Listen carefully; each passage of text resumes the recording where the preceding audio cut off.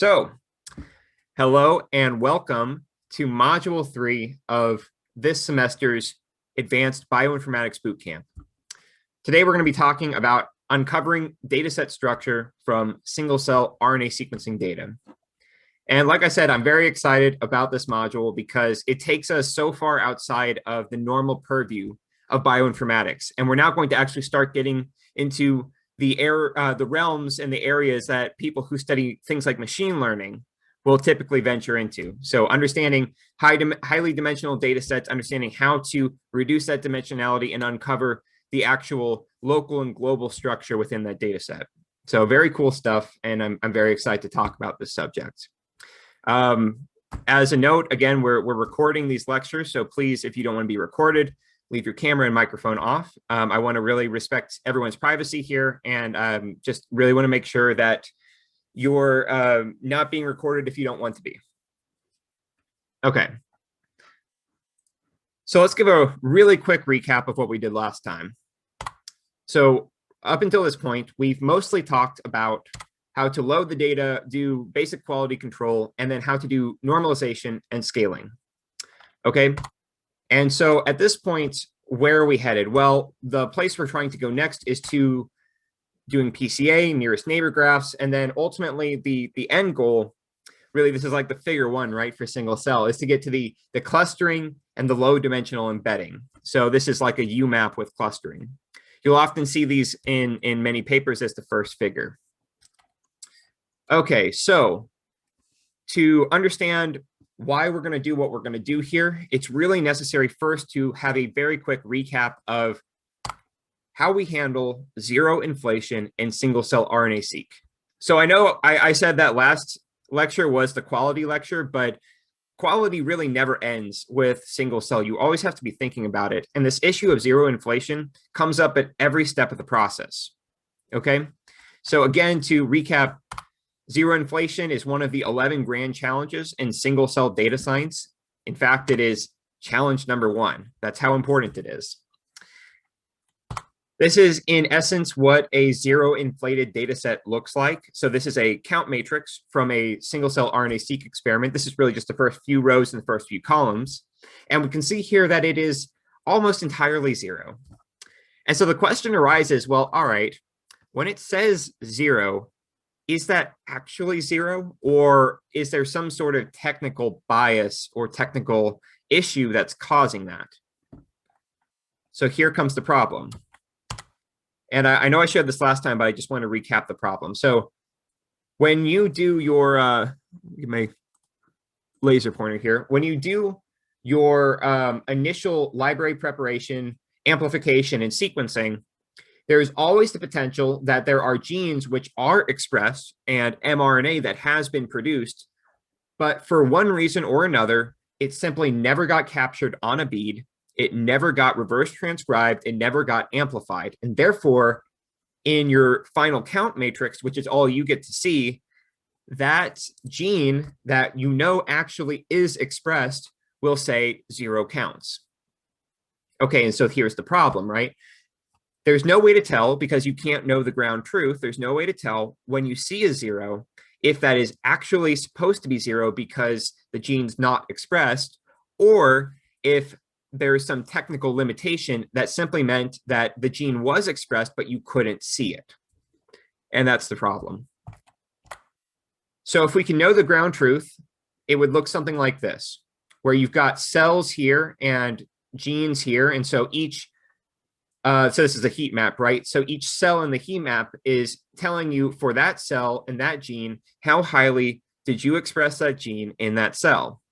So if you could know the ground truth, it would probably look like this. Some cells express some genes and some cells express others. That's what makes cell types different from each other, in large part, is what genes do they express. But in our data sets, from something like a 10x genomics or DropSeq, you're going to see something that looks a bit more like this. And we know that, you can kind of see the pattern as a shadow here. Like we know that in some cases, sure, a cell is not going to express all genes because that's the point. But there's other cases where we really think it should be expressing a gene, but it isn't. And this is what we refer to as dropout, right? Or zero inflation or sparsity. And this would be a sparse matrix representation of the data here. How do you handle zero inflation? Last time we talked about imputing missing UMI count values, which is something you can do with a variety of tools. For example, Magic is a very popular tool that's used there. And we talked about that last time, and it's really not going to be part of the workflow that we're learning in Seurat here. The main approach that we're going to talk about now is how you can use a statistical framework which is robust against zero inflation. And this is what Seurat is going to attempt to do. So I said that I would kind of tell you later on how this is working in Seurat, and I sort of covered it in what we talked about last time, but I want to give, as a recap, the explicit description of how it's doing this. So this is the processing pipeline. These are the steps where we typically see most of the attempts to deal with zero inflation coming forward. And so what is included here? Well, this is essentially the pipeline in these steps. So I'm going to talk about each of these, and I'm going to show you how we actually did do each of these and how they're helping Seurat harden itself against zero inflation. So how we're making Seurat's model robust against zero inflation by doing these steps.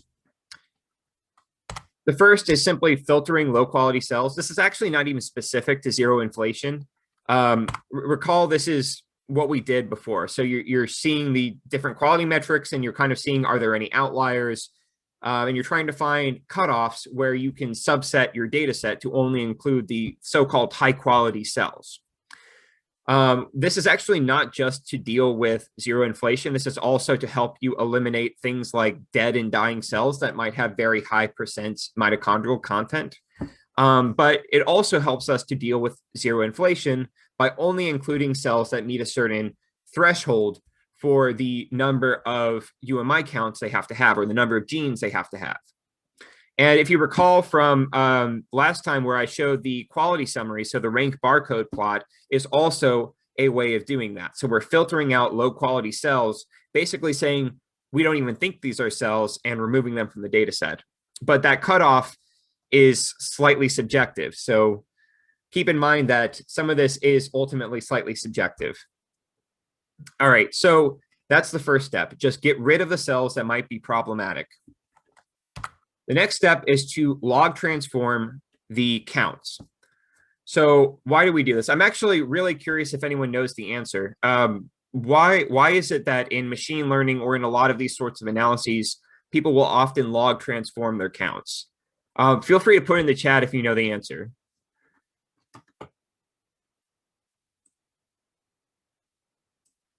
Or unmute. You can also unmute. I can take a stab at part of it. Go for it.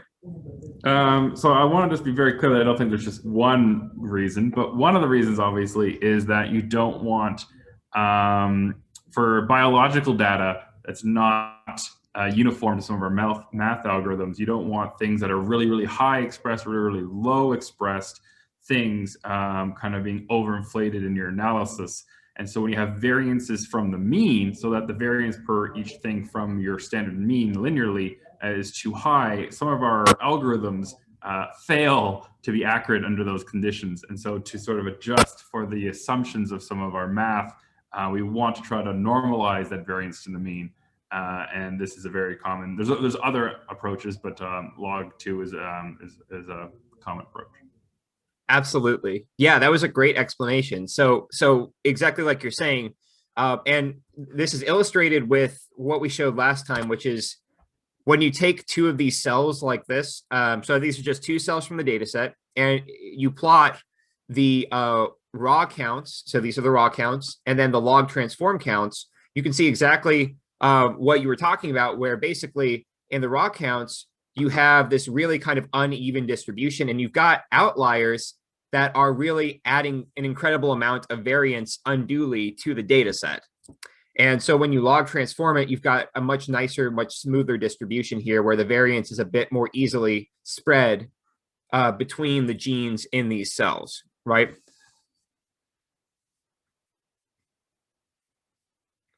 And actually, so Rui also said conserve same amount of information while allowing universal processing. So I agree with this actually to a large extent. One of the reasons we use log2 transformation is not even just because of this benefit, because there are actually other ways to achieve this that are probably more robust ultimately, but log transform is really fast. And you can apply it pretty much anywhere without too much trouble.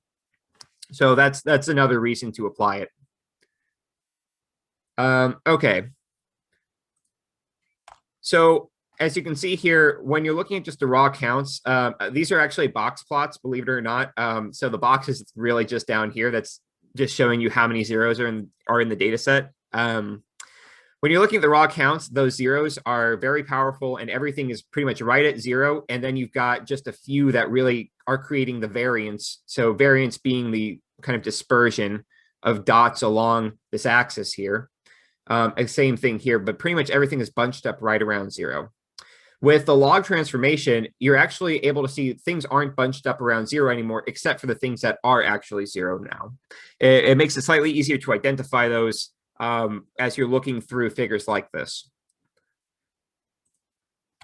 Ultimately, though, what we're hoping to do is to identify the variable features in the data set. And the purpose of doing this, and actually I'm just going to show the plot here. The purpose of doing this is because we want to find features that will be biologically informative. So when we say variable features, we're really talking about this concept of variance within the data. And just like you had variance here along this axis, imagine you've got 5,000 cells. You also have for each gene a certain amount of variance with respect to how high or low the expression is. And so we can calculate gene variances across the data set. What we're really looking for here, and I'm not going to go into the math behind it, what we're really looking for here are the genes that are the most variant across all of our cells, and which also, and so they also do a variance stabilization approach as part of this, which also are not likely to be noise. So as kind of an example of this, I'm going to show in a minute when we talk about PCA what would happen if almost everything was zero. But just for right now, I'm just going to say if all of the counts are zero, if you've got a dropout in most cells, your variance is going to be lower. The more zeros you have, the more consistent the gene's expression becomes because it's mostly zero, and therefore the less variable it is. If you get a gene that's basically only zero, except for in a couple places, the variance is quite low and we're not going to consider it.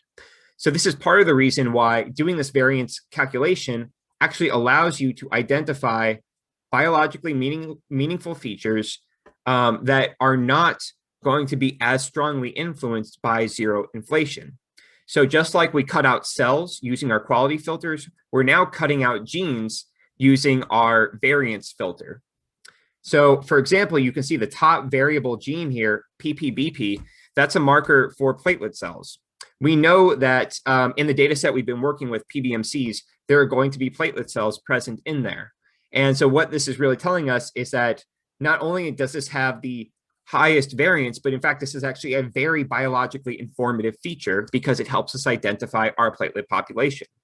So this is just sort of to illustrate how this is actually a really beneficial step that helps harden your Seurat processing pipeline against the effects of zero inflation. And really what we're doing here is we're filtering the genes. Okay. The next step is to center and scale your variable features. This is not so much having to do with zero inflation specifically. This is really just more something you have to do before you can do PCA, which is going to actually help with your zero inflation. All right, so once you have centered and scaled, you can see here now it looks like this. It's nicely distributed. We don't see a big pocket of zeros down here. Now, if we had kept all the genes and then tried to center and scale them, all the zeros would still be in some big pocket down here, and none of this would really look very sensical.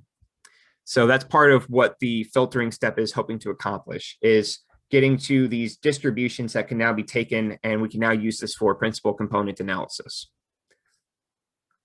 And then there's finally PCA.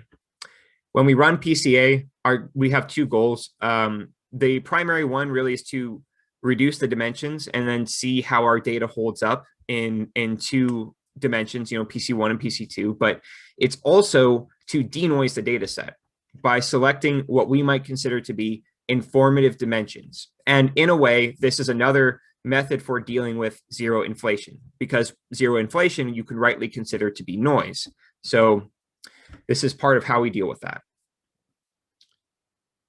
So I know I'm not going back into the coding yet, and the reason is because at the end of the day, this is actually quite trivial. The coding part for this is quite trivial. It's the intuition of how it's working and why it's doing what it's doing that I think is a bit harder to understand at first. So that's why I'm starting here. Okay, so let's talk about PCA. So PCA, or principal component analysis, is a standard approach in any sort of high dimensionality data analysis. And we have highly dimensional data. So it's pretty appropriate to apply here. The steps for PCA are to first standardize the data. Second is to calculate the covariance matrix. Third is to find the eigenvalues and eigenvectors of that covariance matrix. And then number 4, you can plot PC1 and PC2. So plot the eigenvalues / principal components over the scaled data. Ultimately, though, we've actually already taken care of step 1 by doing our scaling. Okay, so we've standardized the data set. We've actually also centered it at this point. Really, all we have left are steps 2 and 3, and then step 4 is mostly optional because you don't really have to plot PC1 and PC2. We're going to talk about other embedding techniques later that are probably a bit more informative for something that you might want to publish. So let's talk about what steps 2 and 3 are doing.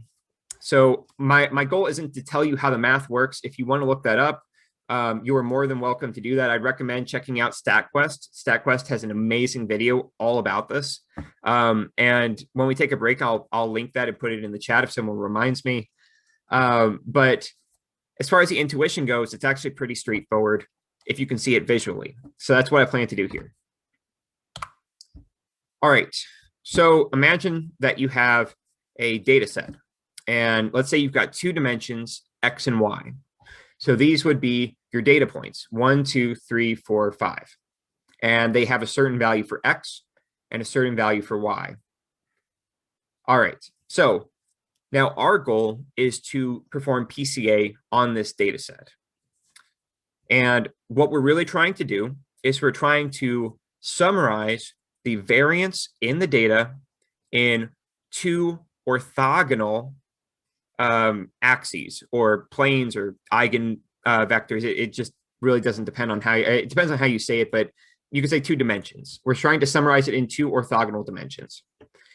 Okay, so that probably doesn't really make sense yet. Let me show you the actual interactive analysis here. So, all right. Like so many things, someone has already done this better than I have. And let me also link this in the chat. Okay, 1 second here. And so why recreate the wheel when something really great already is out there? All right, so I just put it in the chat. If you want, feel free to follow along with me here. So someone came along and created this really fantastic website with an interactive principal component analysis that really helps you understand the intuition behind how it's working. All right. So this is that data set we talked about before. So just ignore the right side for now. So we've got our 5 data points. And if we look at the distribution of those data points, we can see there's quite a bit of variance on the x-axis. So variance meaning that there's a distribution of your points along the x-axis, and variance on the y-axis. So distribution of points on both axes. Now, this is the variance in the data, right? We're not calculating the covariance matrix here, but that would be essentially what you would do before you do your actual decomposition that we're about to show. But just know for now, this is essentially the variance in the data set. Now, what we're going to do is we're going to take that variance and we're going to summarize it in 2 dimensions, PC1 and PC2. How do we do that? Okay, so the way you do that is you find a line through the data, okay? And the directionality of that line is going to be the direction of the greatest variance in the data set. Okay, so imagine that you have a line going through here. In fact, you can see one right there. Along that line, the points are spread out the most. And that's what we see here. That becomes PC1. So points are spread out the most along this line. Once you found PC1, you just take whatever is orthogonal to that. That's PC2. Okay, so this explains the next most amount of variance. And now we can see here PC1 and PC2. PC1, PC2. So this is probably not making a ton of sense if you're not familiar with PCA yet. So to actually get the intuition, it's best to start messing with the actual data points. So let's do that. Let's start moving things around. Let's add some variance to this direction. All right, so now I've added some variance to the PC2 direction here by moving a point from this center line on PC1 out a little ways. Okay, so hopefully this is making sense. Essentially how that gets translated is now PC2 explains more of the variance in the data set than it did before. Right now, it basically doesn't explain any variance in the data set because along PC2, stuff doesn't move very much. Stuff doesn't move very much along PC2, but now it does. So we've now created some variance that PC2 is capable of explaining. PC1 does not explain that variance very well because it is not in the direction of PC1. So how could I make it so that there is no variance along the y-axis? Can anyone tell me how I would do that? How can I make this so that there's no variance on the y-axis and that only the x-axis has variance?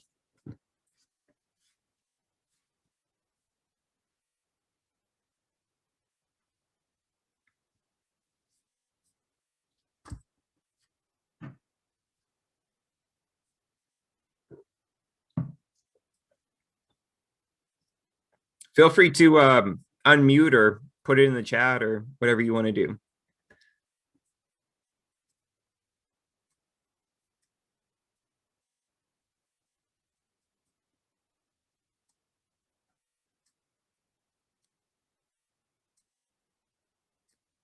All right, so the way I would do that is I could just take all these points, maintain their x positions, so like maintaining the x value, and all I have to do is drop all of them down to 0 on the y-axis. And now there is no variance in the y dimension. And consequently, because now you only have one dimension that includes any variance, everything can be explained with one principal component. Okay, so the number of principal components, well, okay, yeah, I'll get to that in a second actually, but let's reset this. All right. Likewise, okay, yeah. So Hengi actually did say that. Sorry about that. I jumped in too soon. Now another thing we can do is we can make it so that only PC1 is informative, but you actually have variance on both axes. So the way we could do that is by putting everything in a perfectly straight line, which I'm going to do my best to approximate here.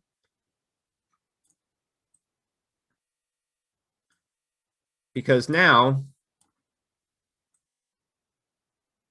the entirety of the variance on both axes, which you can see here, is identical, and it can be entirely explained with one principal component. So you see this here. Again, PC2 is no longer informative at all, despite the fact that both of your axes have variance on them. Okay, so let's just reset this. So hopefully this is giving you some of the intuition about how PCA is working. Okay, don't try to work on how this is going to happen in single cell yet. We'll get there. Just get the intuition for right now. PCA is nothing more than a transformation of the data set. Well, actually, I guess you could say it's a decomposition, but it's nothing more than a transformation of the data set into the principal component dimension, where PC1 is explaining the most variance, PC2 is explaining the next most, and then so on and so forth. And right now, all the variance in the data set is explained in both of these PC1 and PC2 dimensions. So what do I mean when I say that? Well, I can actually demonstrate that. So PC1 and PC2 are both linear combinations of X and Y. What does that mean? Well, that means that to move one step on PC1, you have to move some number of steps on X. So that would be about 1.5 steps on X in the positive direction, and about 0.75 steps on Y in the positive direction. To move one step here, you take 1.5x plus 0.75y. And that actually can become your linear formula for understanding how X and Y combine to create PC1. It is a linear combination of the X and Y dimensions, because you can, like I said, take 1.5 X's and 0.75 Y's, and you'll have one PC1. Okay, if this is confusing, that you are not alone. This is honestly really hard to understand for most people at first. Please feel free to put your questions in the chat. I just really want to make sure, if you've never learned about PCA before, that I've given you kind of a intuitive sort of overview of it. So if there are any questions, do please put them in the chat. Okay. All right, so all the variance on the X and Y axes are represented in both of these principal components. Okay, so likewise, PC2 is a linear combination of X and Y as well. I go backwards 1 on X, and I go upwards about 1.5 on Y to make one PC2. Sorry, one PC2 is that linear combination. So both of them are linear combinations. All right. Can anyone tell me whether or not I can have a PC3? And you can just put in the chat, can I have PC3 here?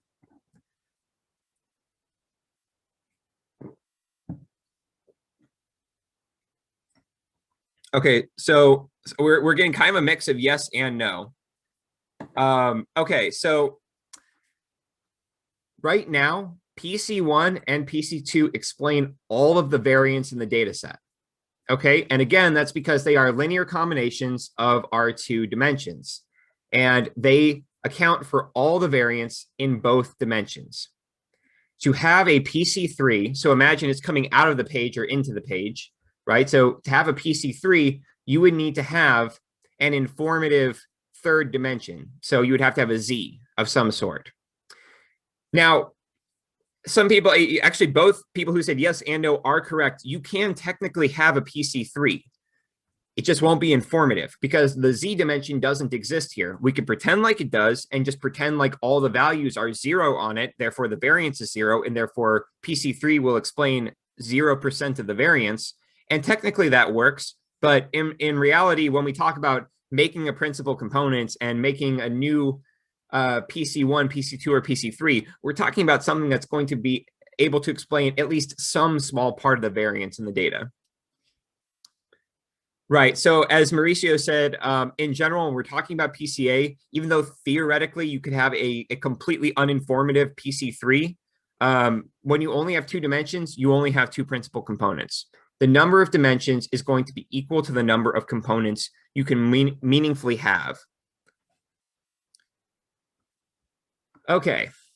So not to belabor the point, I just really wanted to basically show how this is working and make sure you're kind of understanding what the purpose of principal component analysis is. All right, so that's enough messing around with this. You can do that if you want while I continue onwards. I think this is just a really great way to get an intuitive feel for how PC1 and PC2 are working. Oh, one thing I forgot to mention, which is cool, I can make PC1 and PC2 flip. All I have to do to make that happen is introduce more variance in this direction than exists in this direction. So all I would have to do is drag this out far enough until the variance is greater in this direction and it flips. Because principal component 1 will always be the direction of that explains the greatest amount of variance. All right.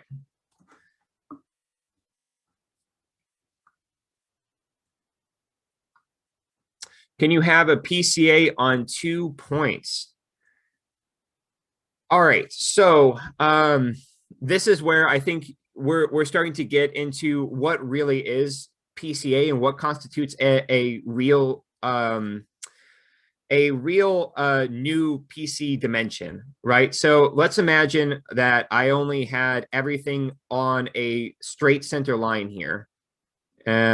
Basically, like I had said before, that basically means that you can explain the entirety of the variance in only one principal component.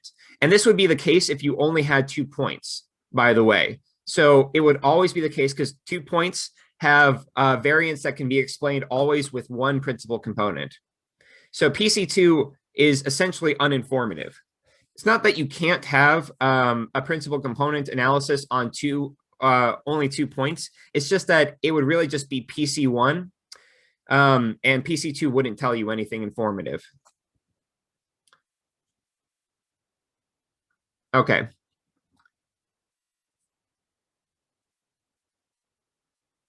You can also have 3-dimensional principal component analyses. So I'm going to take a look at this one here. So the greatest source of variance is along here. Okay. And then we have the next greatest variance is in this upward direction here. And then finally, you have the outward direction from the 3rd principal component. So when we talk about PCA in 3 dimensions, you can start to see how this is a denoising technique.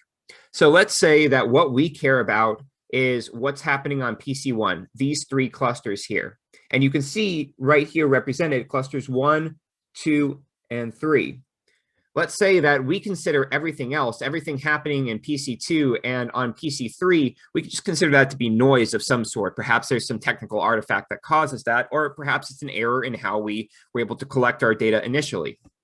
If we only consider PC1 to be informative and it's all we care about, then by finding our principal components, we are able to now exclude the uninformative dimensions from our data.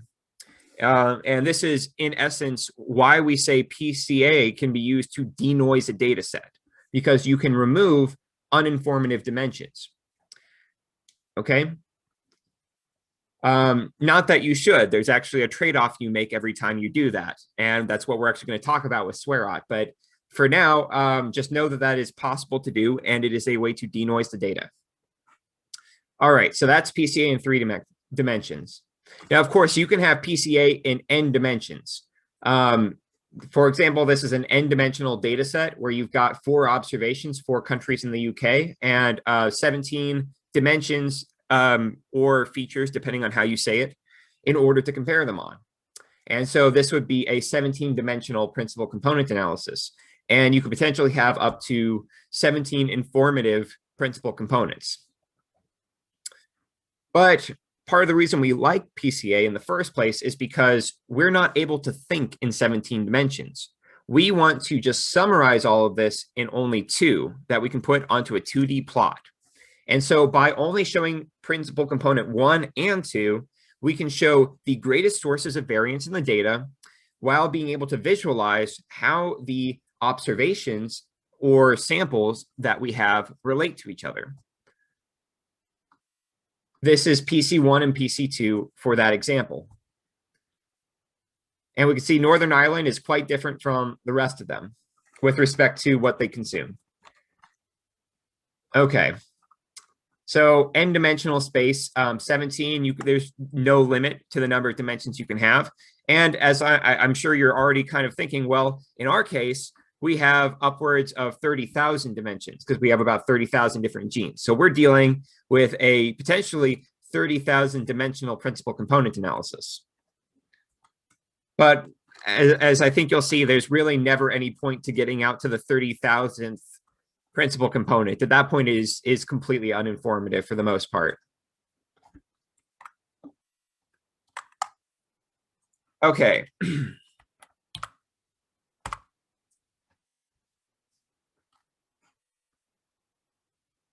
All right, so before we actually do this in R, does anybody have any questions they want to ask or anything they want me to clarify with respect to the intuition behind how PCA is working?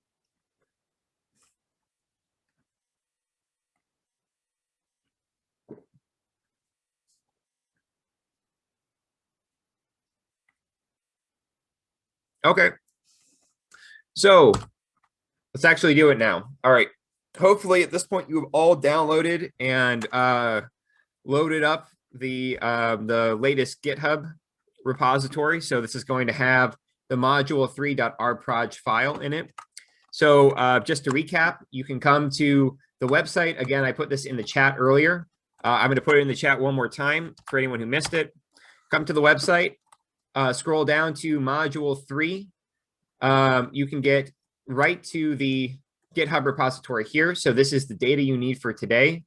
So the ways you can get this, you can just go onto the command line and pull the changes if you already have Git up and running. But for the sake of time, or if you're finding difficulty doing that, you can always just download the zip drive. Although I would, of course, recommend you to do it the Git way if you can. So you download that zip drive. You can decompress it. This gives you, the clone of the GitHub repository, and you can just come over here to module 3, click on that R project file, and it will open it up straight away into RStudio, right where you need it to be. The module 3 R code is right here. So you should all be getting to this point, because I have a few copies of these. Okay. So if you haven't had a chance to do that, please do that while I'm just doing our quick recap here, and make sure you're getting the code in front of you. I really want everyone to follow along and do the activities as we come to them. All right, so first step, like we talked about before, is to load the libraries. We're going to download the PBMC dataset, just like last time, untar it, read it in using the read 10x function, and turn it into a Seurat object. So just like we talked about before, this is the loading steps when you're starting from a 10x genomics dataset. All right, so just like we mentioned last time, we're going to do our basic quality control. All right, so we got our mitochondrial gene percentages, and we did our violin plot. So this is what we use to determine where to make our cutoffs. But since we've already done all that and we've decided the cutoffs, you can just go ahead and make your subset. So again, I'm just hitting Control Enter to advance and run. So to run a line and advance to the next one, you just hit Control Enter, Command Enter if you're on Mac. It's the way I typically go through anything in RStudio. So you don't have to do it the same way, but I really like it personally. And when you hear me making those clicking noises, that's what I'm doing. So as we talked about last time, the next step is to normalize find variable features and then scale your data. And there you go. And now we're ready for PCA. So something I didn't mention last time, which I want to just really briefly talk about, is that you actually don't have to do these all on separate lines. You can use pipes in Seurat to easily do it all in one step. So to illustrate that, I'm going to make the same object, but I'm calling it PBMC raw now. All right, so pipes work in a particular way. You've got some object in R, and what you do with the pipe symbol is you pass it through to a function. Okay, so what's going to happen is whenever you pipe something, that object now becomes the first argument, the first positional argument in the function. So if we look at percentage feature set, we can see that the first positional argument is supposed to be the Seurat object. So by passing this through, we're saying this is a Seurat object to run this function on. Now, because each of these functions also produces a modified Seurat object, you can actually just pass the result of this, which is going to be the new Seurat object, on into the next function. And then so on into the next function, and then into the next one, and then all the way through. You can actually do the whole pipeline in one line, because this is technically one line of code here, without having to, keep reassigning and deassigning your PBMC, right? So if I run this, you can put your cursor anywhere in here and it'll run the whole thing. So there we go, and there it's done. So it's pretty fast. I really like that you can use the pipes in Seurat. It's kind of a cool trick. The only thing is that just running this pipe doesn't mean that you've changed anything. So we took this, we ran it all the way through, and then we printed it to the screen. But what we really needed to do was save the results of running the pipe to a new object. And so that's what I'm doing here. So I saved the results as PBMC. And now PBMC is the scaled variable feature found, normalized, subsetted percentage feature calculated version of PBMC raw. The nice thing about these pipelines is that you can also include plotting in them. So this would be an example of ending the pipeline in the feature scatter plot. You can also pipe anything into ggplot too. It works very nicely together. So everything in the tidyverse, and this is really something that you often use in the tidyverse, you can use these with, and you can also pipe into ggplot pretty easily. The only problem is that by the time you reach the end of this, what it's returning is no longer a Seurat object. It is now returning a plot object. So bear that in mind. You can't really go anywhere else from here that requires the Seurat object, as far as I know. The other thing that I did here was I plucked the metadata out of the Seurat object. So pluck is a command from per that you can use to do that. So per is also part of the tidyverse. So I basically plucked the metadata out as a data frame, and that's what I fed to ggplot. So with just this, just the pluck part, you can see I plucked out that metadata, which includes the quality features. All right, so that was just a bit of a recap and just showing you how you can use the pipes to simplify your life. All right, so let's actually do our principal component analysis now. We've talked it up for the last 45 minutes, and after all that build up, it's actually just one line. So like so many things in Seurat, and really in R and just generally in bioinformatics, the coding is trivial. The hard part is understanding how it works and knowing how to fix it when something goes wrong.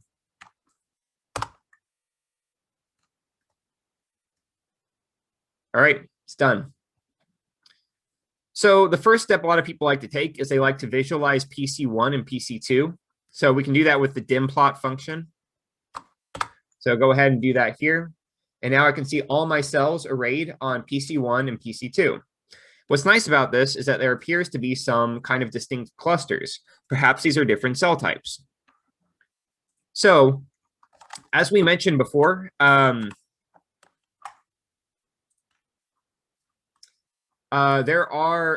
every principal component is a linear combination of your original features, right? So your original dimensions X and Y are combined to create PC1.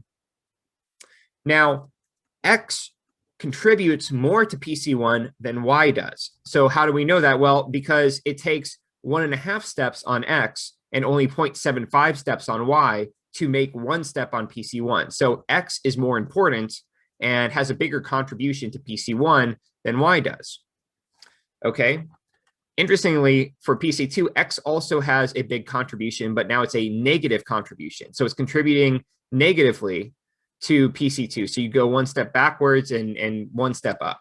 Or I guess they're about even, but yeah. All right. So when we're looking at our principal component analysis here, we can actually recognize because of that there are certain genes that are contributing more strongly in the positive direction to PC1 and some that are contributing strongly to the negative direction. So we know what genes are driving you this way and what genes are driving you this way. How do we see those? It's actually pretty easy. It's just the viz.dim loadings function in Seurat.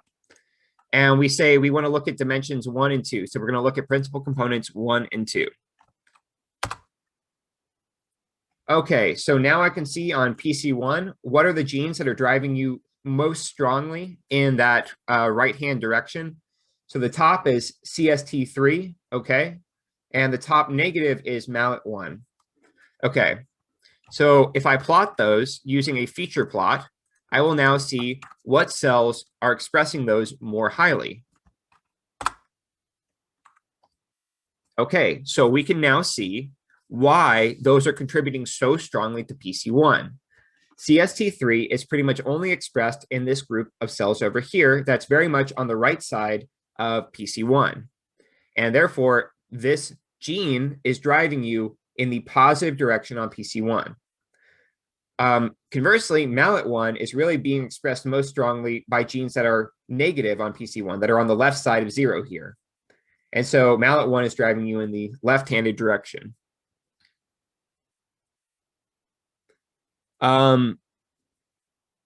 Okay, so Do Hyup asked, can you explain what the positives and negatives are in each PC and how they are determined? So principal components are always going to be centered at 0. So your principal component here, no matter where you move these points, no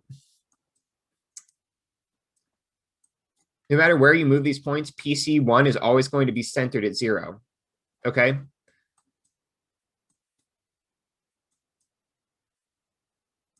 Right. And so that's part of why principal component analysis is so effective, because you do have something that drives you in the positive direction, something that drives you in the negative direction, because it's always going to be centered around 0 for both principal component 1 and 2 here. And so it's easy to determine what are the features that are driving you strongly in the positive direction and what are the features that are driving you strongly in the negative direction. If I look back here, I can now see PC1 is being driven weakly in the positive direction by X, but it's being driven more strongly in the positive direction by Y.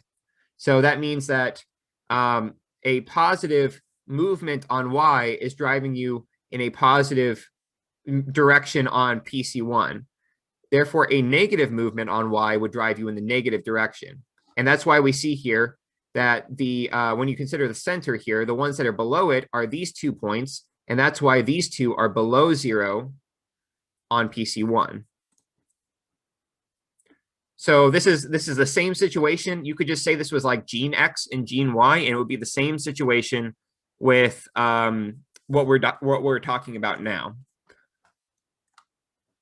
Okay. So yeah, so you're being driven strongly positive by CST3, strongly negative by mallet1. Let's look at the ones for PC2.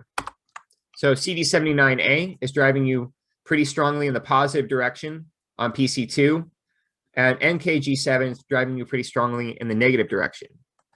Okay, so I'm going to ask a really quick question, and first person to shout to figure it out, go ahead and just shout it out. But does anyone know what CD79A and NKG7 are markers of?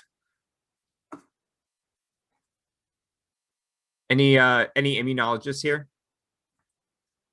Or anyone who wants to Google?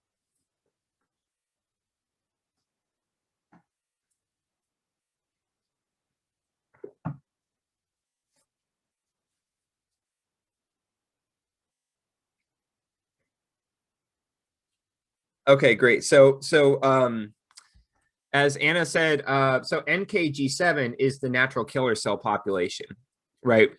So the NK in NKG7, it stands for natural killer. And Aola got it for CD79A. So that's a B cell marker. And so how do I determine this? The way I do it is I just copy, paste, go to gene cards. So gene cards is probably my favorite repository of information about genes.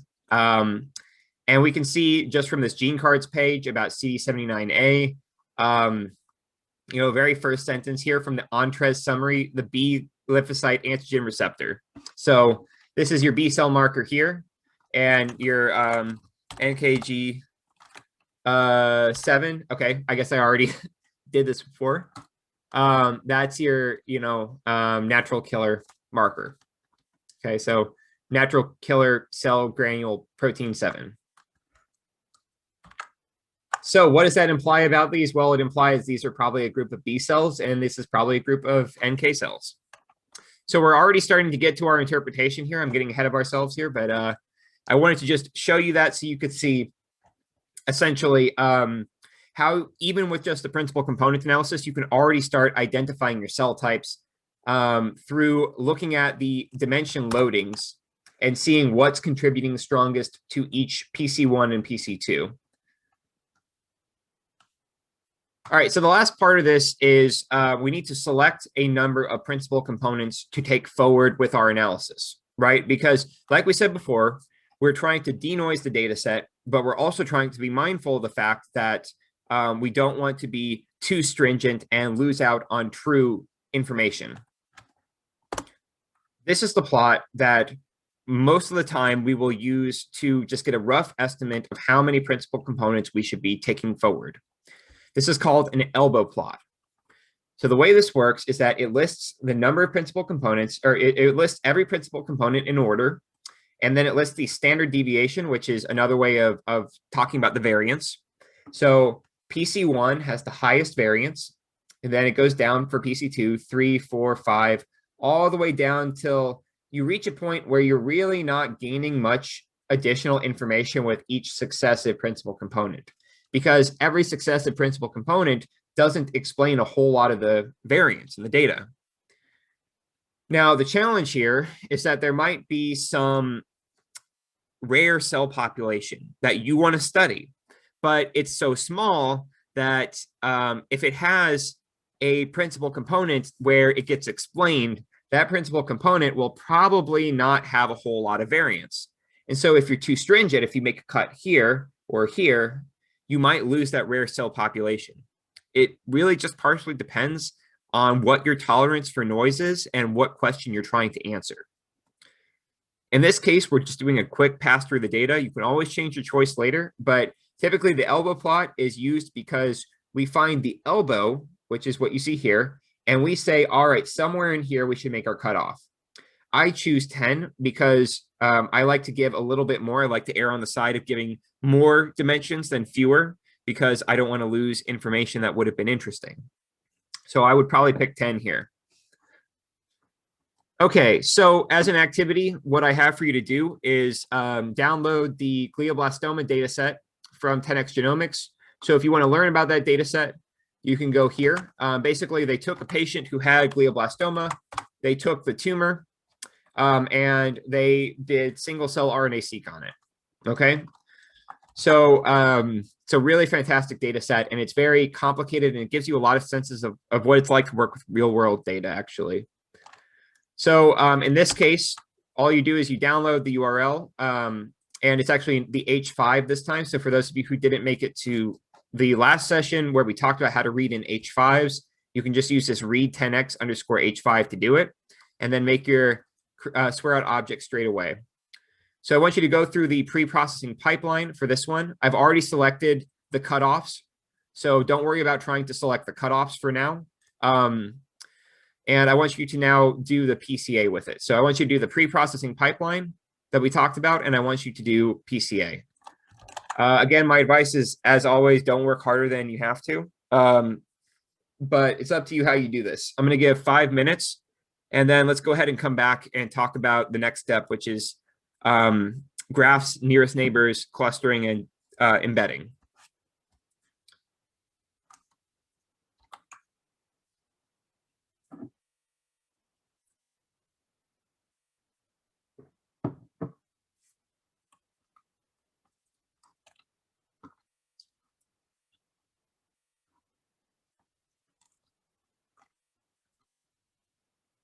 And if you've got any questions, do feel free to keep putting those in the chat.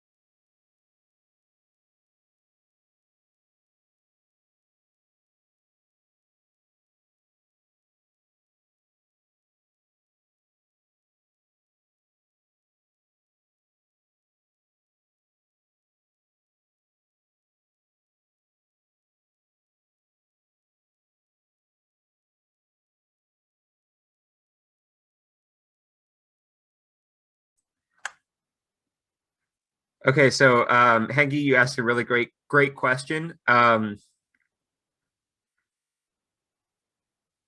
actually not entirely sure. So you asked, is it possible that one gene can give the most positive or negative values?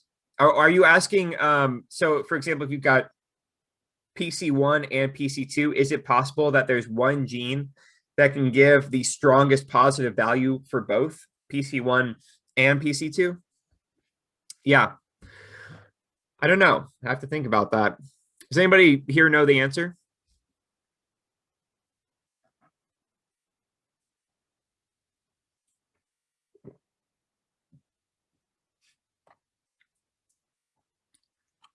Okay, I'm gonna think about that, and I'm gonna mess around with that interactive thing, see if I can come to an answer here.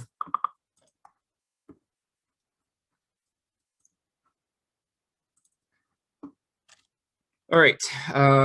So yeah, so everyone go ahead, keep working on that stuff. I'm just gonna mess around with the principal component analysis viewer and see if I can make that happen. Because theoretically, if you can do it in Seurat, you can also do it in two-dimensional space.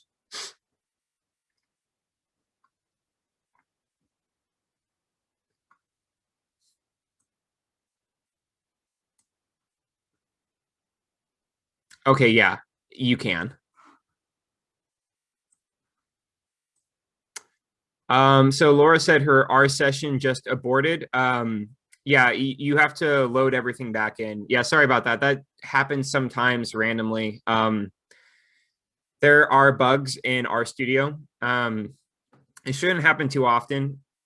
So one thing I've noticed though with this script is that if you tried to run, like if, for example, you attempted to run everything from line 5 all the way down to line 109 at once, it does. I found it actually did cause me an R session abort error. So that might be it. I don't know. I would try running them maybe line by line to start with if that's what was happening. It's really just something that kind of sometimes happens.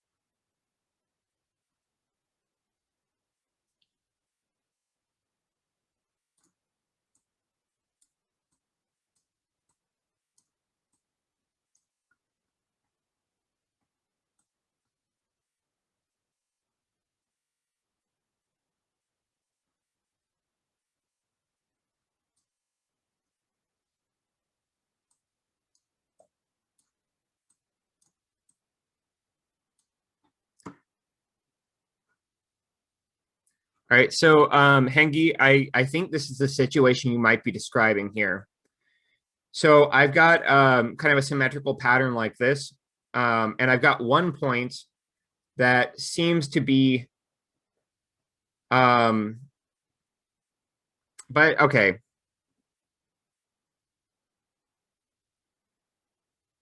Actually, no, this is wrong. Yeah, all right, so it's more, this is actually more what I was trying to refer to. Okay. So it looks like in this case, you've got PC1 and PC2. And in this case, you've got X contributes a certain amount. So it contributes about, let's move this a little bit. I wish I reset this. Okay. It contributes about 1.5 this way. So it's contributing more than the Y. And the problem is that Y now contributes more than X here. And so the actual reasoning behind this is because PC1 and PC2 are orthogonal, which means that they have to be perpendicular to each other. If you made them at perfect 45s like this, then X contributes just as much to both of them, but so does Y. Okay, so I think the answer to your question is actually no. It's not possible At least So in the for two-dimensional space, right? yeah, in two-dimensional, I was just going to say, in two-dimensional space, you're correct because of the only components. In multi-dimensional higher PCs, they can be. So if you look at the example data set that we're actually using for the PBMCs, and you look at PC2 and PC4, you'll notice that the same gene is actually the highest contributor to both those PCs. Okay, let's do that outwards.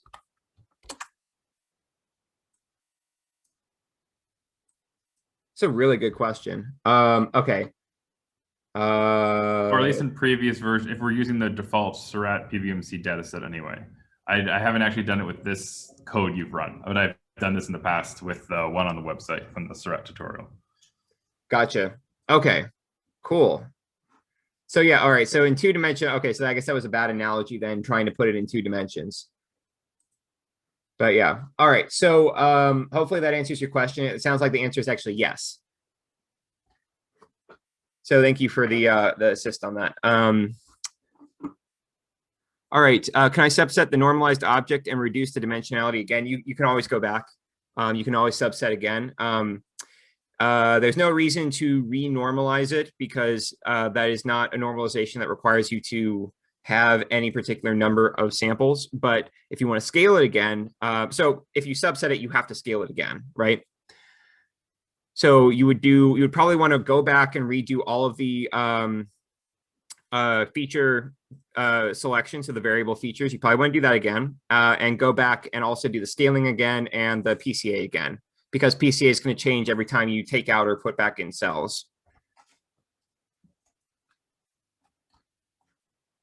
And yeah, that's actually a very common practice to go back, change things, try again. All right, so let's go ahead through this one here. All right, so we get the data, we download it, load it, and create the swear out object. So we've now got our GBM. Okay, so again, this is our patient tumor. And so this would be the percentage feature set. This would be subset. This is normalize data, find variable features, scale data. So again, that mirrors our processing pipeline we talked about earlier. So you go ahead through. It takes a little bit longer. It's a little bit larger data set, but still not too long. All right, let's go ahead and run PCA.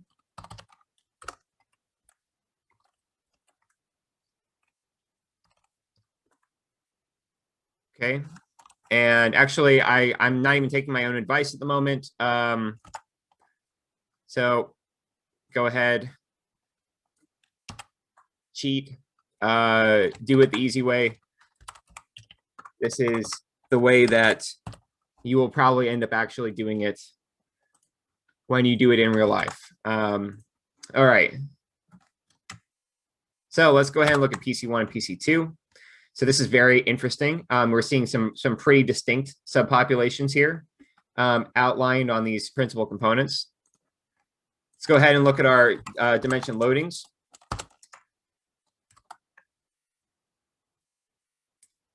So this is pretty interesting. So the top feature is CLU for PC1 and then Tyro BP for PC for negative on PC1. So this would be CLU, Tyro BP.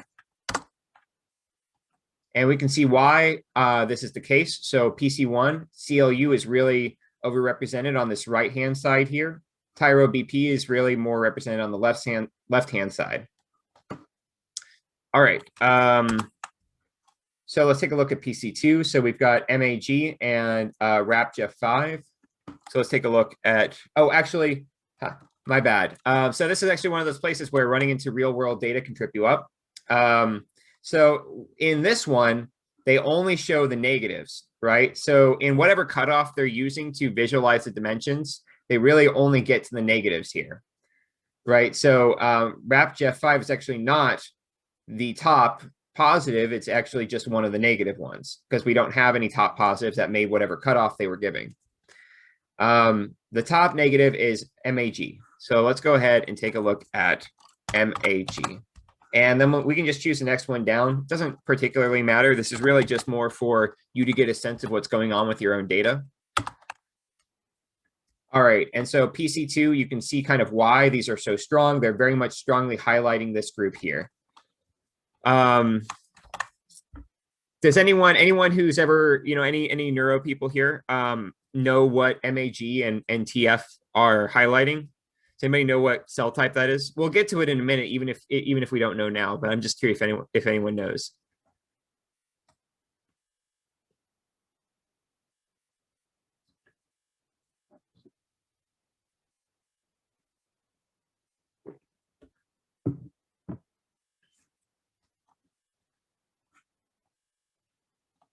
Very good. Yeah. Oligodendrocytes. Very good, Elizabeth. Yep. Those are oligodendrocytes. So even before we do anything fancy, we're already starting to see what our cells type subpopulations are. All right. So let's now take a look at the elbow plot. All right. So this one looks a little bit different. Part of the reason this might be is because you're talking about a really complex tissue, a brain tumor. Right? So it's got a lot of complexity within the tumor cells, and then you've got stroma, which is these are not tumor cells, but they're inside the tumor, and they're helping in some ways to support it or to antagonize it. And so there's so many different cell states here, and therefore there's a lot of variance, right? If we look at the elbow plot, we can actually see this pretty clearly outlined here. Because of the amount of variance that's still being explained even out this direction, I would probably choose at least 30 dimensions here. This is my personal bias. Clearly, the first 10 or so are informative, or the most informative, but we're still seeing information out this way. And I know there's going to be rare cell subtypes that I'm going to want to look at, because this is a brain tumor, which has so many different interesting cell states inside of it. So I would probably pick 30, or perhaps even more, but at least 30 here. Okay, so hopefully that felt pretty easy, at least in the code, and hopefully you're getting a sense of why I'm interpreting things the way I am, and you're starting to feel more comfortable doing this on what is, in all honesty, a very real world sort of data set. So the GBM one is it's not a toy data set at all. It's a very real world sort of data set, very much like you might encounter in a real study. All right, so before we go on to the next part, anybody have any questions? Anything else that you want to ask before we jump into the nearest neighbors and everything else?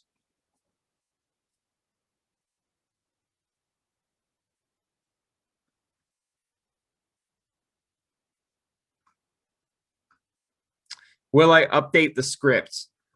I've been actually trying to decide whether or not I should. I think for this one, I'm not going to, because all I did was copied and pasted. I think because the coding here is so trivial, I really want people to have to do it. I think at the end, though, I will upload a folder of solutions at the end of the workshop. And again, you've got the video. I've timestamped the videos now, so you can go back to this part if you'd like. But just, again, this is really just copied and pasted from the above example, where I changed PBMC to GBM. And then I picked the features based off of the dim loadings plot.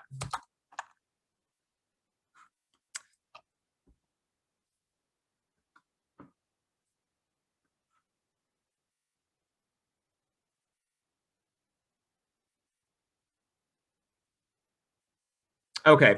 All right. So that's pretty fair. All right. So let me do this for now.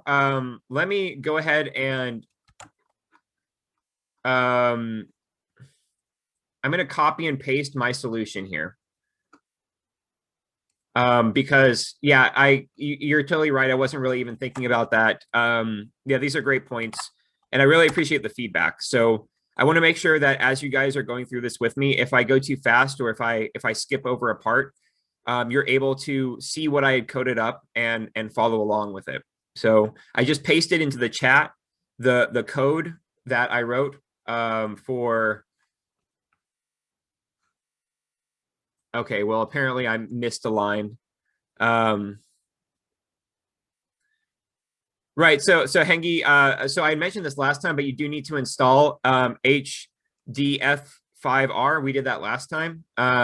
So if you haven't done that, you can go back to the module 2 code and make sure you're doing that.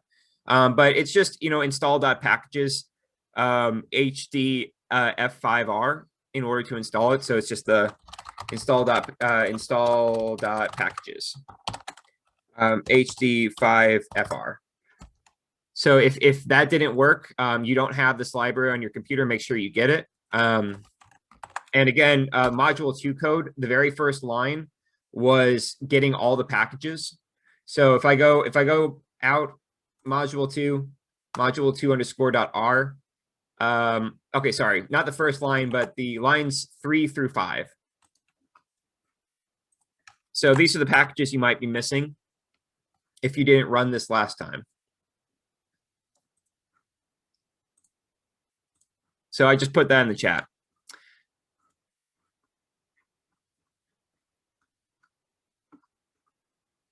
All right, so let me try to paste this one more time. I don't think it worked correctly the first time, so I'm going to do it again. I'm going to paste my solution in the chat here.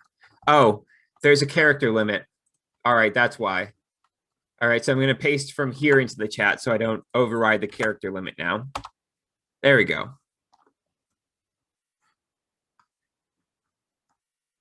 Okay.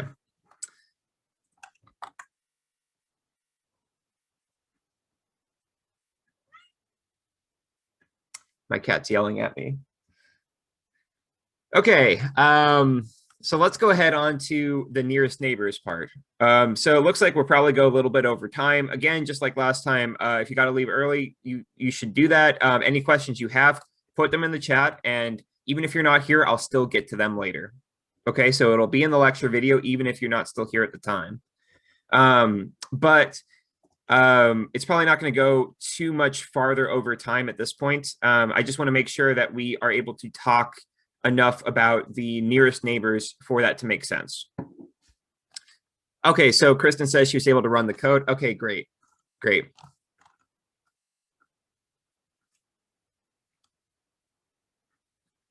All right.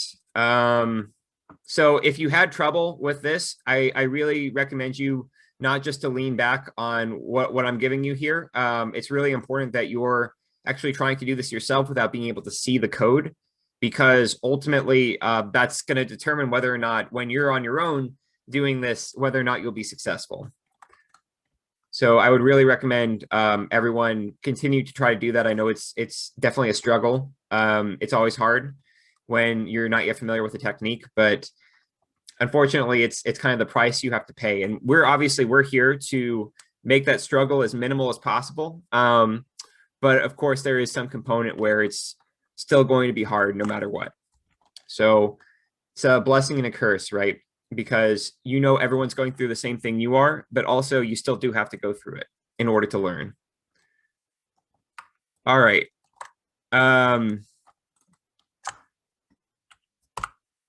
So this is what we created. And now we're going to move on to talking about the nearest neighbor graph and talking about how graphs in general work. So what is a graph? Now, when I say graph, I'm actually talking about this. I'm not talking about like a plot. You might be thinking of like a plot, like a scatter plot, but when we say graphs in a math or machine learning context, we're often talking about this. So the characteristics of a graph are that it is comprised of a network of nodes and edges. So nodes are things. So those are the blue dots here. Edges are relationships between things. And the network is formed by the sum of all the relationships between all the nodes, all the edges and all the nodes. So there are actually countless examples of this. Even in your daily life, you might not have even thought about. An example of a very well-known graph would be Facebook. So this is the graph representation of someone's friends, right? So this is their friend network. This is the person here. And then these dots are other people that have an edge shared with the original person. And in Facebook, edges are just friendships. If you and I are nodes on Facebook's network and we friend each other, we now share an edge. We're nodes and we share an edge. Okay. And if you plot out all of those edges and nodes, and then you plot out how other nodes distal from you share relationships, you can actually come to some pretty interesting realizations about how your Facebook network looks like. Okay, so if we look at the totality of it, we see areas that are more strongly connected than others. For example, this might be the people you met in college. So you were in a dorm, right? And you friended all those people, and then they all friended each other, and then everyone on campus kind of friended each other. And that's why you have such a strongly connected area of the graph here. You might also have, family might look something like this. You might also have work colleagues potentially. It's really hard to say. But when we're talking about a Facebook network, this is kind of what we tend to be referring to. It's something that looks a bit like this. It's a graph. Okay. In biology, we also have graphs. An example would be the protein-protein interaction network of P53. So I actually got this from a website called StringDB. They're really fantastic for making graph representations of protein interaction networks. And basically what this means is you have P53 and it somehow interacts with each of these proteins that it shares a strong edge with. And so the edge is colored to represent the strength of the interaction. So this might be from a mass spectrometry experiment where you capture P53 and then you see what else came down with it, right? So you can figure out what is it interacting with. This might also be from the fact that P53 and ATM, for example, are always co-expressed in RNA-seq experiments. So this is actually, StringDB is interesting because they actually also incorporate other kinds of data even beyond simple protein interactions. Okay, so it's often beneficial to represent biological systems as graphs because they naturally form networks where the nodes in this case are the proteins and the edges are the strength of the interaction or the strength of the co-expression in some cases. What are some other graphs that we see in biology? Well, one that you'll probably be more familiar with is something that looks like this. So this is the graphical abstract from a particular paper that was about the tumor microenvironment. Okay, and you see this all the time with papers. They often represent a summary of their findings as kind of a graphical representation, but this is actually also, you can see a graph. You have a node here, node here, node here. They share a relationship. There's relationships, cancer cells become, they progress into something larger. So there's a relationship here, here, here. There's relationships between cancer cells and all of these other cell types as well. So multiple levels of relationships, but in essence, every single research paper you ever read is going to, at some level, be trying to figure out what are those nodes and what are those edges and how do those relationships play out in health and disease. If you go to something like Reactome, you can actually see the sum total of most of our curated biological knowledge represented like that. This is actually the homepage for Reactome.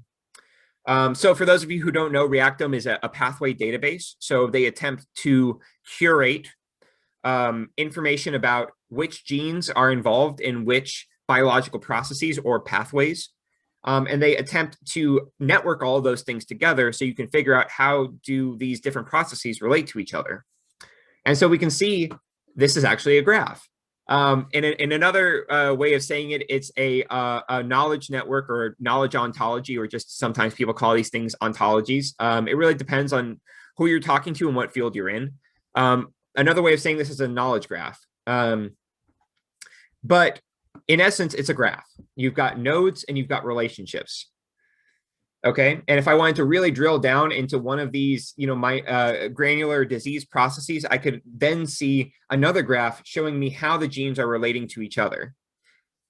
And so in a very real sense, the sum goal of biological research is actually to reveal the biology graph, to reveal all the interactions that occur in biological systems, whether it's at the gene, protein, or whole organism level, to understand how they occur, how they change under different conditions such as disease and treatment, and to understand fundamentally how we can interrupt them and interrogate them, and perhaps in the case of disease, reverse them. And that's really the goal of biological research. So it's amazing to me that in all the time that I studied biology in undergrad and even in my master's, I never once learned about graphs. I never learned that really, in essence, we're trying to uncover the biology graph. So this is a very full representation of that network at this point, but there's obviously more to learn, always more to learn. Okay. So here we're representing biological processes and their relationships, but you could also represent cells as nodes on a graph.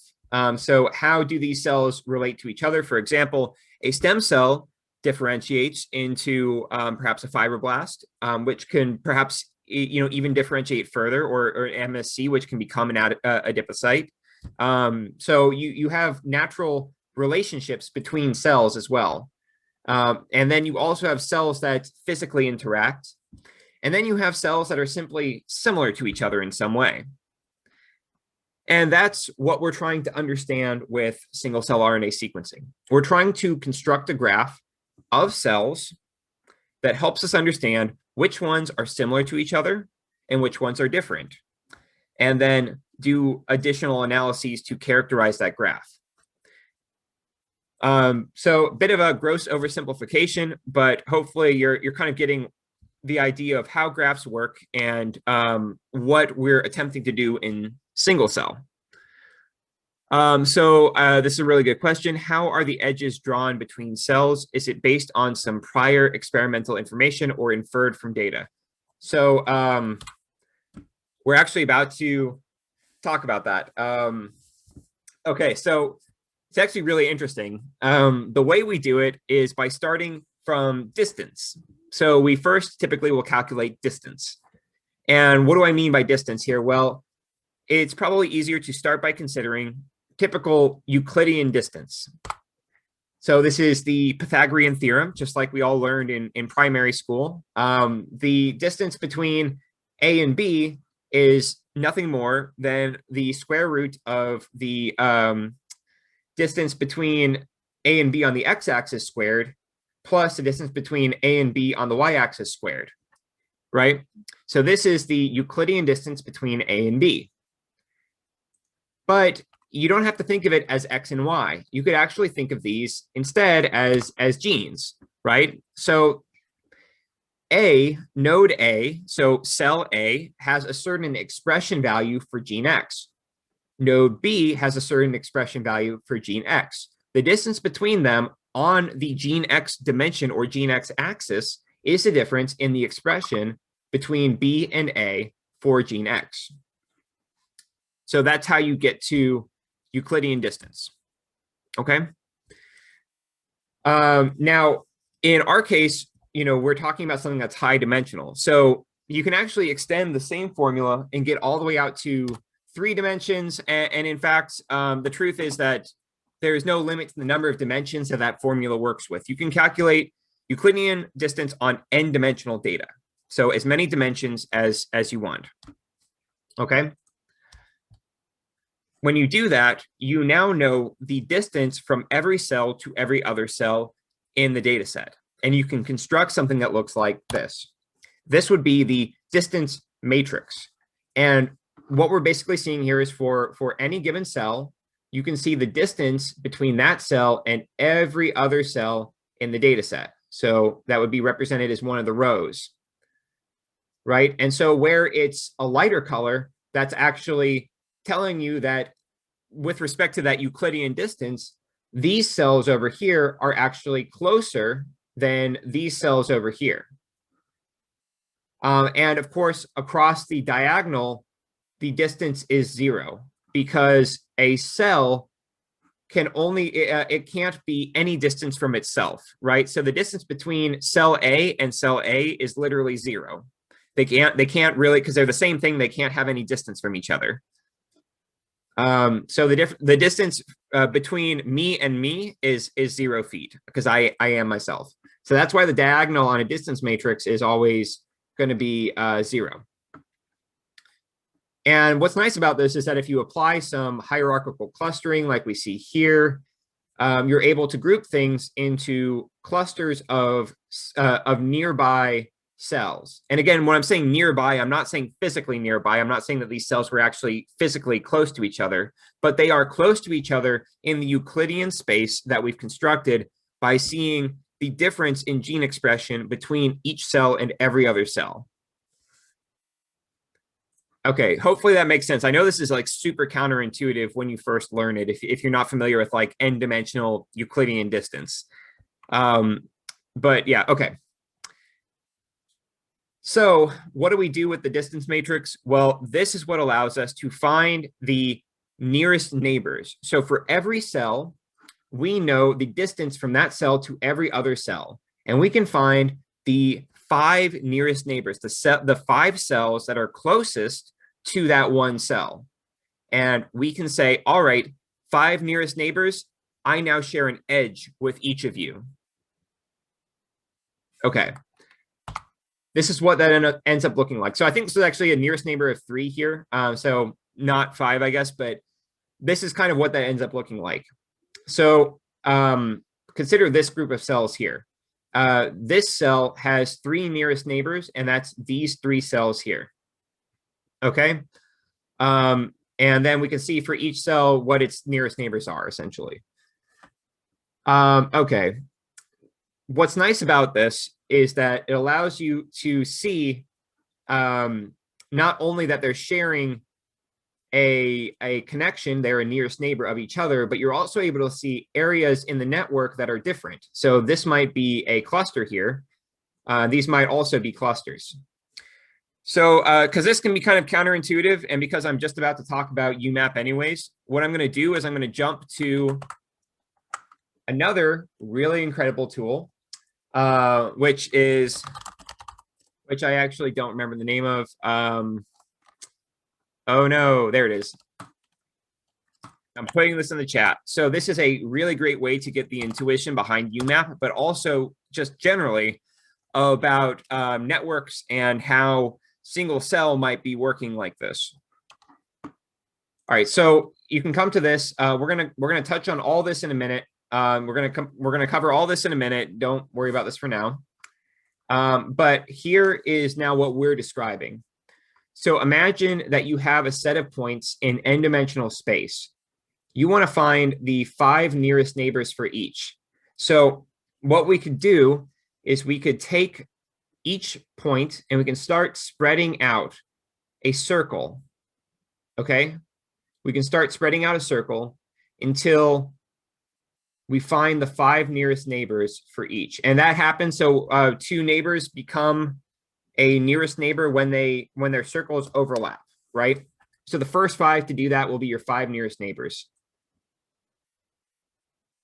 And so even when I drag this all the way out, and in theory, all the circles could all be overlapping, we're still only going to see the 5 nearest neighbors now. So hopefully that gives you some of the intuition as to how we construct this network. This is, again, I know gross oversimplification, but hopefully this gives you at least the intuition behind how the nearest neighbor graph is working.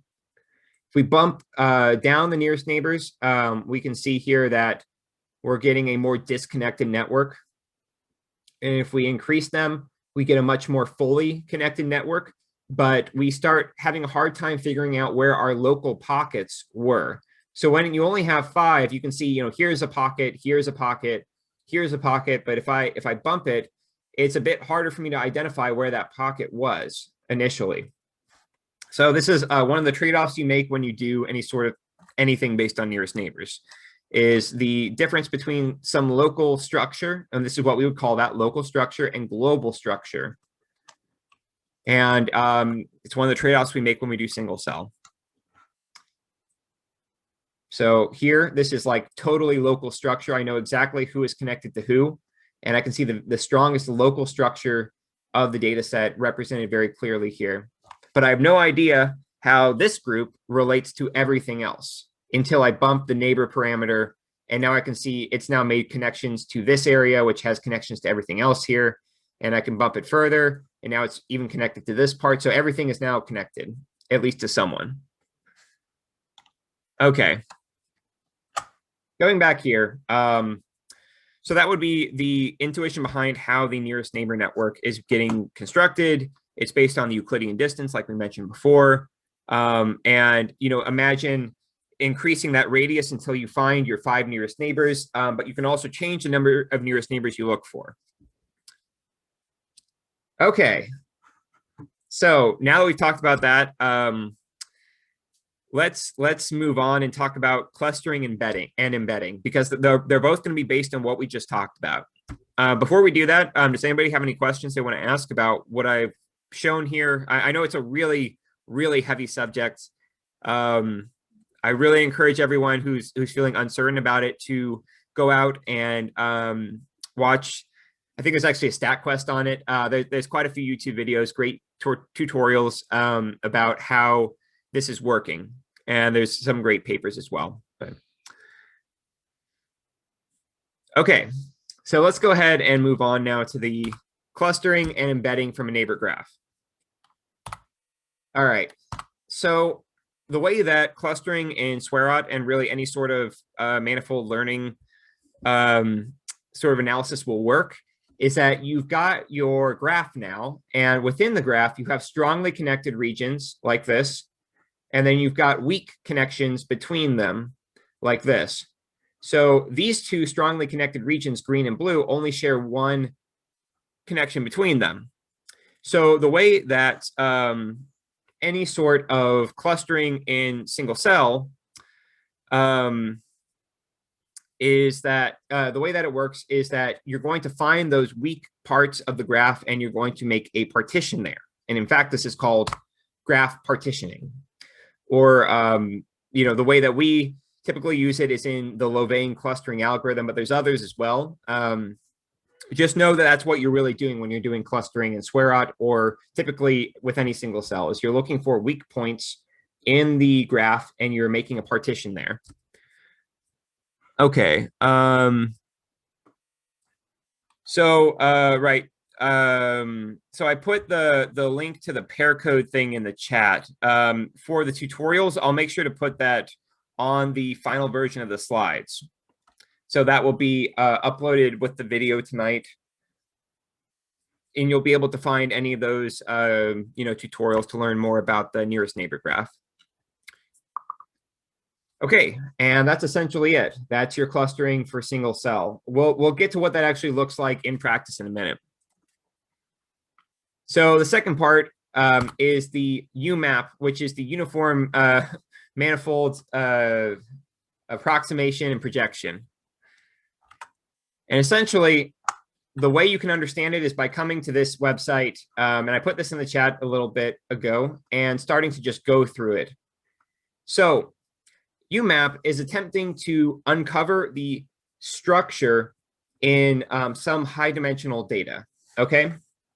So you can see how UMAP treats each of these different structures. So this is the ground truth.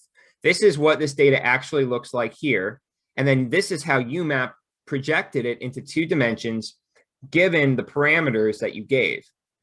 So we talked about the number of nearest neighbors. Now, if we drop the nearest neighbor number, you can see what happens. We preserve local structure, so these things are pretty strongly connected, but we lose the global structure, which we can see represented here.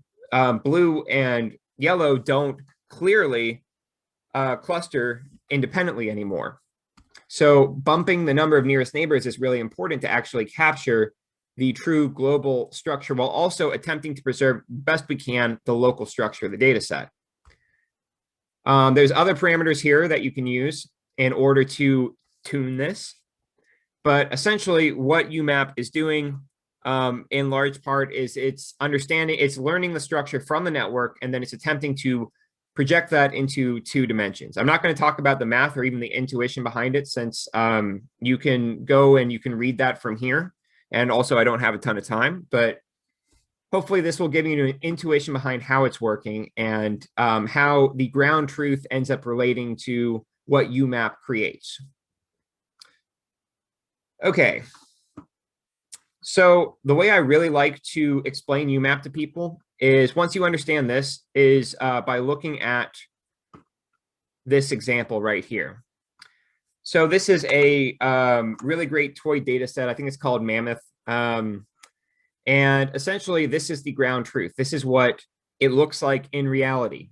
And now we're going to attempt to project this into 2-dimensional space using UMAP. So we can see with the default parameters of a nearest neighbors of 15 and a min dist of 0.1, it's not super accurate, right? So what's the problem? Well, the problem is that the number of neighbors isn't high enough. It's considering local structure, like it constructed this horn or tusk very effectively. So we can see that this tusk is correct, this tusk is correct, but we're missing how things like this rib relate to everything else. So the global structure is missing. We can improve the global structure by bumping the number of nearest neighbors. And we can almost get to a point where it's a pretty accurate representation of the actual 3D ground truth. And we can see now you can traverse along pretty much the whole length, and the network appears to be pretty well connected in the correct order. So issues you still have, well, this arm's, all the way out here. Even with 200 nearest neighbors, you still weren't able to figure out how this fit into the rest of the network. So there are still issues here. Min dist is a parameter that increases the distance between each point and every other point that it's willing to consider when making the projection. So if you bump the min dist, you can see it starts to take on a more bloated looking shape, to the point where this is often how people will actually represent single cell. Kind of calls into question whether or not it's accurate to do it that way. Maybe they should have dropped the min dist a little bit, but by the time you get to 0.5, this is probably the most accurate representation. So like so many things, it's subjective. You can come here and you can see how do different levels of min dist and nearest neighbors impact your ability to recapitulate the ground truth. So you can see with different kinds of data sets, it works out differently. So with interconnected rings, we can see that going to the highest min dist and the highest number of neighbors does not work out very well, because the rings should be interconnected and they're not. So actually dropping the number of nearest neighbors is actually necessary here, because that allows you to more effectively see both the local and the global structure, which is again interconnected. So like so many things in single cell, it is slightly subjective. The point of these embeddings is typically not to make a robust statistical point. It is typically to visualize the data in an informative way. The metric you should be using is, does my UMAP actually reveal the biology in a meaningful way? You'll get to the robust statistics with things like clustering and marker analysis, which is why I kind of recommend people not to spend too much time or headache on the UMAP, because ultimately it's a visualization tool, which, while important, it's not telling you the most robust story about how the data set actually is. All right. So that's what we're going to get up to today. To actually do the nearest neighbors, clustering, and UMAP, you literally just run these 3 lines here. So we're now moving back to the R code. If you want to run a t-SNE, you can. It's just the run t-SNE function. All right, so I'm just going to show this here. Let's go ahead and run these 3.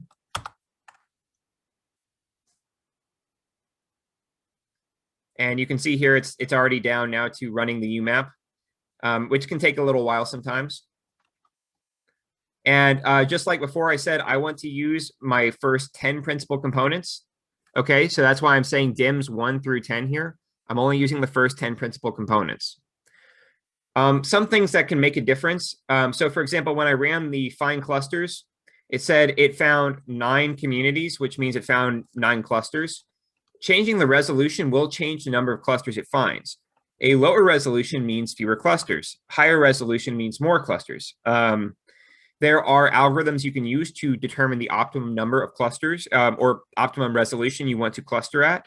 I don't personally use them. I find that the default tends to work pretty well most of the time. And one of the things you can do to sanity check this is to see whether or not you're actually finding clusters based on cell type. So if you're missing certain cell types, then you might need to bump the resolution so that you're actually clustering the different cell types. But it can be a bit subjective, like so much of single cell. All right, so when we do our dimension plot, now we give it the UMAP reduction, and we can now see our nice UMAP with our clusters illustrated on top. For a lot of people, this is figure 1. Depending on what you're doing, this could be a middle figure or your last figure. But basically what you're showing here is your 2D embedding of the data set with the clusters. All of this determined from the nearest neighbor calculations.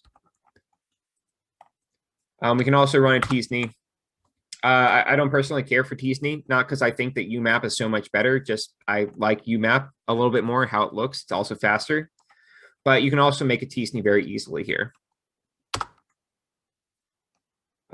So if we compare our t-SNE and our UMAP, if I go back to my UMAP, we can see it's pretty much recapitulating the same clusters. It just looks slightly different in the t-SNE than the UMAP. All right, so I want you to go ahead and take 5 minutes and do this with the GBM dataset. And then I'm going to talk about what's going on here, but we're not actually going to do it for the sake of time. This is really something I was expecting to get to next time. So it's no problem that we're not doing it today, but I think that's where things start to get fun. So I'm looking forward to talking about it. All right. Do you guys have any questions while you're working on that? I know this was a very heavy topic, so especially if you're not already familiar with the math and the intuition behind it, hopefully what I said made sense. But I know it's a really difficult topic, so I'd be really happy to take any questions on it. And I promise if you got a question, certainly someone else also has it. So Lichu asked which parameter is the min dist on the UMAP function. It's actually just min dist. So let's show that here. So if you ever have a question about like the parameters for a function or how a function is working, you can always do question mark and then the name of that function. That'll pull up the help page. So it's basically saying here are the different things you can specify as parameters, which I didn't talk about most of these because it's kind of outside of the scope. This is all stuff you can tune on your own. But min dist is one of them. Typically, you're only going to tune the number of neighbors and the minimum distance when you're doing a UMAP. And as we talked about before, again, the min dist and the number of neighbors, you can kind of see what the effects of those are, and you can see how tuning them might change the visualization that you create. All right.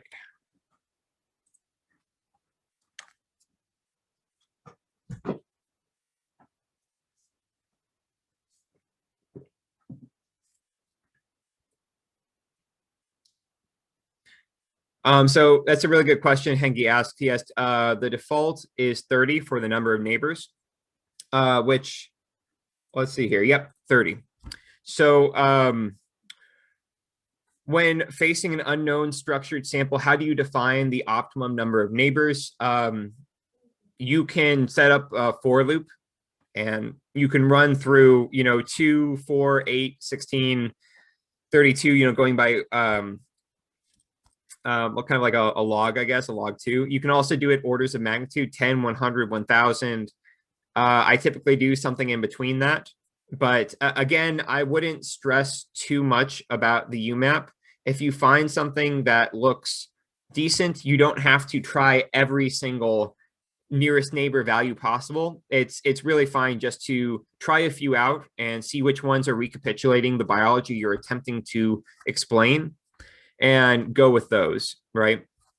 The other thing you want to be mindful of is if you have too low a nearest neighbor value, your UMAP is going to start to look stringy.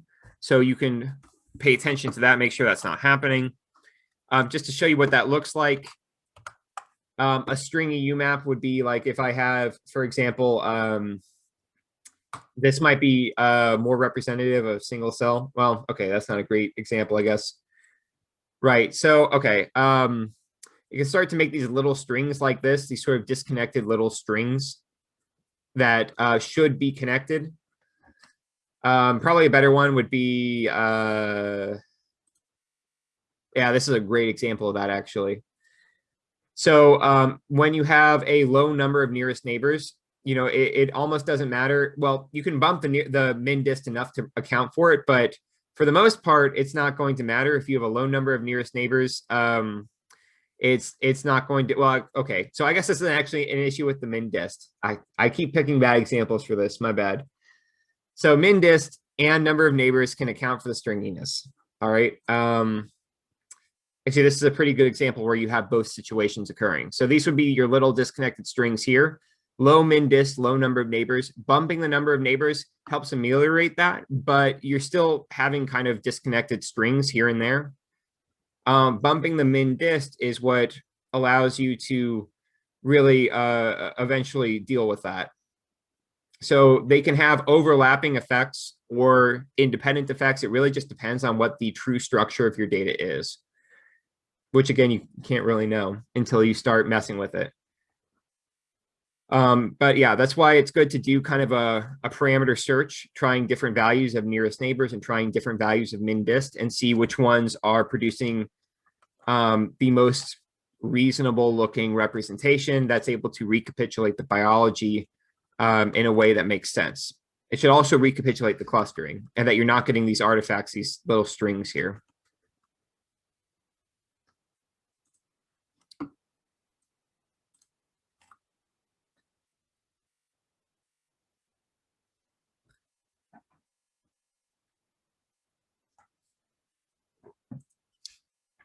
Yeah, no problem. No problem. Just bear in mind that the higher you make the nearest neighbor value, the longer UMAP's going to take to run.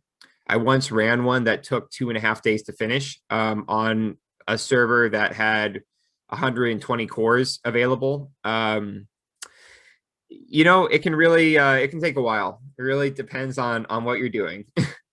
Looking back, that was probably not a good use of the server's time because it didn't end up looking very good anyways.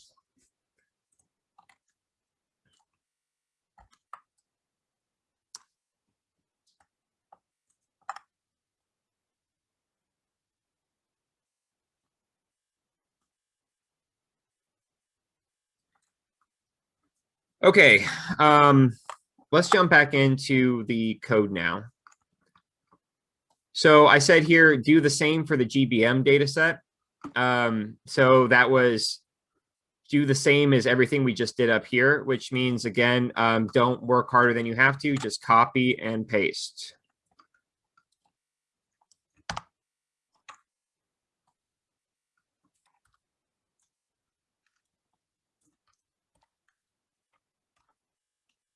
Do a find and replace, and there you go. Oh, shoot. I thought I was sharing my screen. Okay, so that stuff I said about the strings probably didn't make very much sense. Okay. With the strings, you have min dist and you've got nearest neighbors, okay? They both can be useful for dealing with the little strings. So this is what it should look like. This is what it looks like when you have low min dist, low number of neighbors. Okay. So bumping the min disk can help ameliorate that. Bumping the nearest neighbors can help ameliorate that. They can have both an effect in helping with that, but really some combination of the two is probably warranted. The most, you could say, similar to the ground truth you're getting is probably this one here, perhaps this one here. And what's nice is that by the time you get here, you don't have any of these little strings anymore. So that's the thing you want to watch out for typically with UMAP and single cell is the little strings. They're an artifact, and that basically represents a part of the network that didn't connect to anything else, and UMAP couldn't figure out how it fit into the rest of the data. Okay. So let's go ahead and do the. Okay, great. So let's go ahead and do the GBM now. So what I did here was sorry, I didn't show this before. Basically where it says, okay, sorry about that. All right, where it says activity here. So let's pretend like none of this is here. All I had to do was come up here, copy it, paste it, replace PBMC with GBM, and now it's the same. Except the only thing that's different is we want to use 30 instead of 10. So like we said before, you want to use your 30 principal components. You don't have to pick 30. You can actually pick something else if you want, but I chose 30, so I'm going to change this to 30 principal components.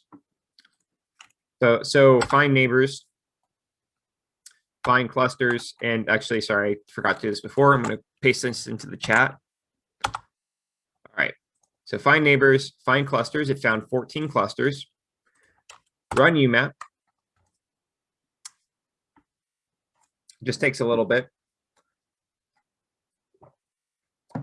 So we've got more cells now, which means it's going to take longer because it's a bigger network.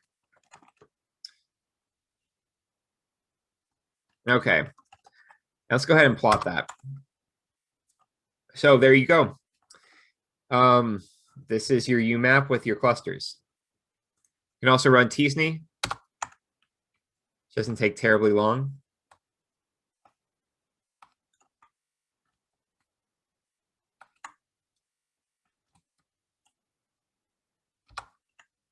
And now this is what the tsne looks like. Again, not too different from the UMAP, even though the distances between your major clusters are different. The overall in-group versus out-group, like cluster 2 is really still all together, or cluster 1. Cluster 1 is really still all together. The rest of this is still pretty well all together at this point. All right, so that's pretty much it for this time. The last thing that I was going to say is how you can find the cluster markers. So these would be the genes that distinguish each cluster from every other cluster. It's part of how you identify cell types. And I've actually got some code situated in here. If you want to run it, you are more than welcome to do that. But since we didn't get to it this time, I'm just going to have it next time. So sorry for going over. I'm trying to get better budgeting my time, but thank you for those who stuck around. And I'm happy to take any final questions before we go ahead and break for today.